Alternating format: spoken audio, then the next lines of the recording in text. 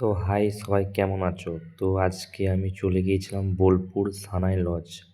ওখানে ফটোগ্রাফারের একটু কাজ ছিল।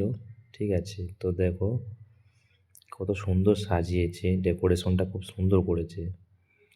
তো আমি এখন আসি বোলপুরে সানাই লজের মধ্যে।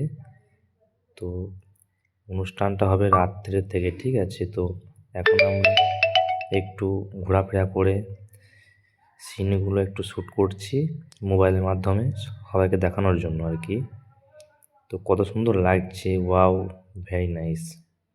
আমাকে তো খুব সুন্দর লাগছে। তোমাদের কেমন লাগছে একটু কমেন্ট করে জানাবে সবাই, ঠিক আছে।